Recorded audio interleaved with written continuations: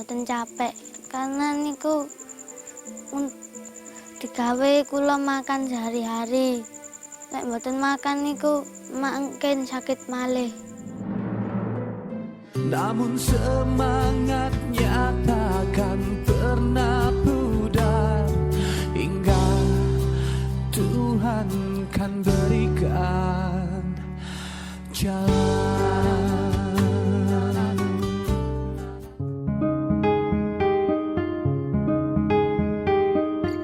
Bersedia? Memiliki bakat alami dalam bidang olahraga merupakan suatu karunia tersendiri bagi Ridwan. Siap? Ya! Hal itu telah membuat bocah kelas 5 SD ini tercatat sebagai salah satu murid berprestasi di sekolah, khususnya dalam lomba lari. Bahkan ia telah berhasil menyabet juara pertama dalam lomba lari tingkat kecamatan. Dengan menjadi juara, sebenarnya Ridwan berpeluang untuk ikut bertanding kembali di tingkat kabupaten. Namun sayang, ada salah satu persyaratan yang hingga kini belum bisa terpenuhi. Wan, kamu menang lari di sana, di SDN Bening. Kamu bisa ikut lomba. Pak, kula mboten gak ada akte, Pak. Oh, lek gak duwe akte, gak iso, Wan. Terhalang oleh dari segi administrasi, tidak bisa membuat akte kelahiran.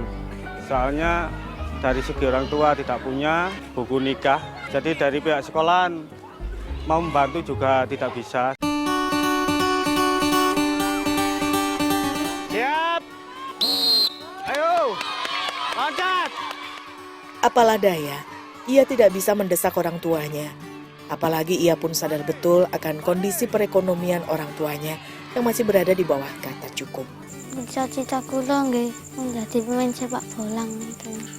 Pun kula dadi pemain sepak bola, lek menang itu bayaran kula tambakaken mak kula.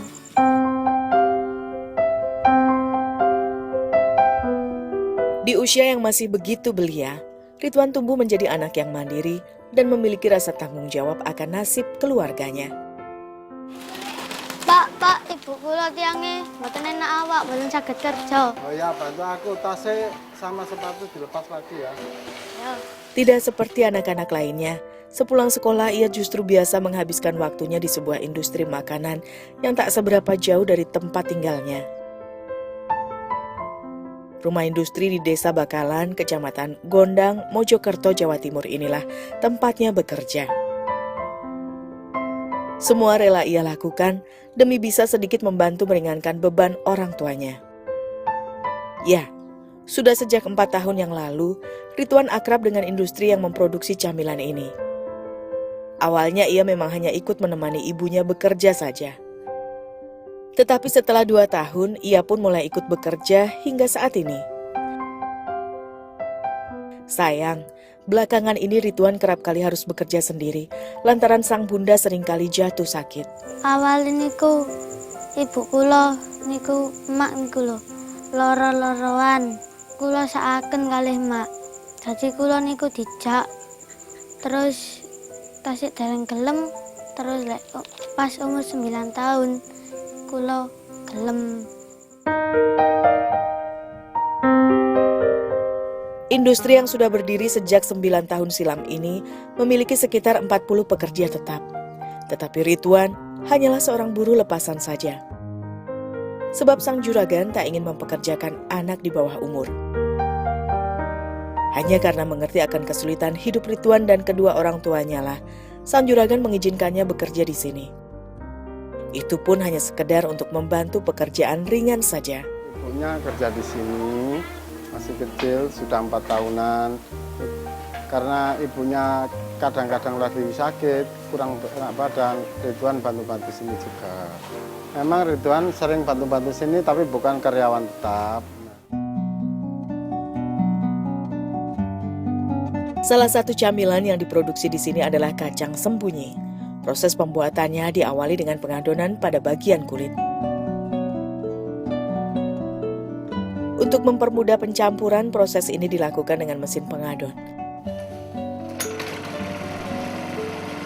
Tepung terigu sebagai bahan utama adonan Dicampurkan dengan mentega cair dan minyak sayur serta larutan air garam. Proses dilakukan selama 10 hingga 15 menit hingga semua bahan tercampur merata dan kalis. Selanjutnya adonan digiling dalam 2 tahapan. Penggilingan pertama berguna untuk meratakan permukaan adonan. Sementara penggilingan kedua bertujuan untuk memipihkan adonan menjadi lembaran tipis yang panjang.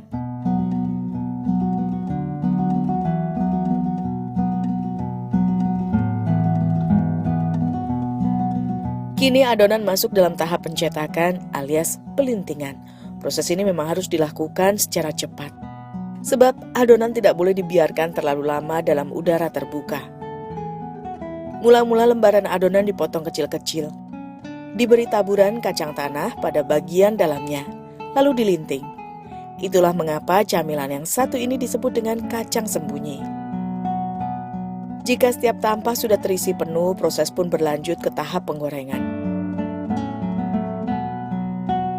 Proses diawali dengan memasukkan gula pasir ke dalam minyak panas sambil terus diaduk agar gula tidak gosong. Gula pasir ini berguna untuk memberi rasa manis pada kulit kacang sembunyi. Setelah gulanya sedikit mencair, barulah kacang sembunyi dimasukkan. Proses pengadukan juga tak boleh terhenti agar seluruh permukaan kacang sembunyinya dapat matang merata. Proses penirisan minyak pasca menggoreng ini juga hanya boleh dilakukan sebentar saja. Sebab bila terlalu lama terkena udara, kacang sembunyi akan mudah menempel satu sama lain.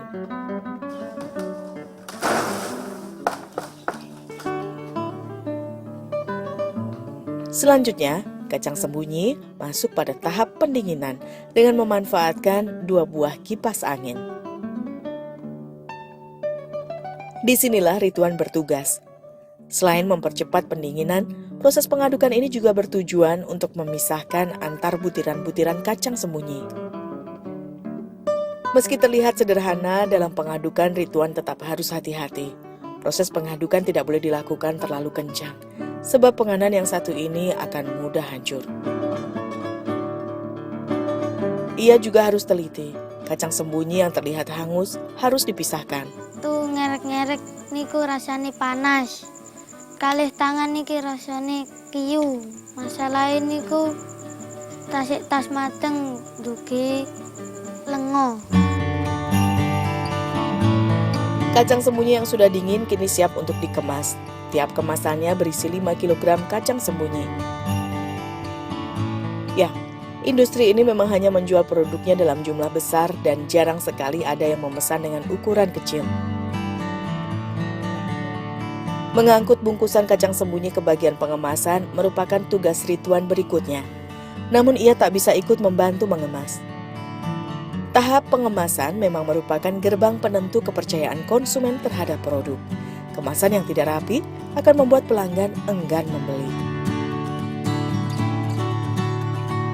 Lantaran hanya bekerja paruh waktu selepas sekolah, upah yang Ridwan terima memang tidak besar. Pak, kula mantuk. Oh iya, kira. Meski begitu, ia tetap menerimanya dengan senang hati. Setidaknya lewat upah bekerjanya ini, ia bisa memiliki uang jajan tanpa harus membebankan kedua orang tuanya lagi. Biasane kula kerja niku diupahi 5.000 per hari.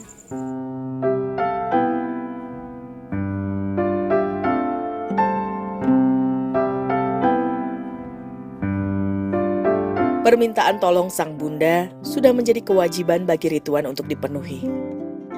Ia tak tega bila melihat ibunya tambah menderita karena penyakitnya. Di masyarakat Jawa, mencari sisaan ubi bekas panen di ladang milik orang lain seperti ini biasa dikenal dengan istilah mengasak. Ubi yang Ridwan cari ini nantinya akan diolah ibunya menjadi makanan ringan untuk tambahan penghasilan. Tak banyak memang yang bisa ia dapatkan dari mengasak ubi. Selain ukurannya yang beragam, seringkali ubi pun sudah dalam kondisi tidak baik. Carane golek ubi niku dikeduki, terus lek ketok telone niku dijogok ngoten. Sulite niku ngeduk-ngeduki niku lho. kadang enten kalabang wonten kula tau dicokot sikil kula.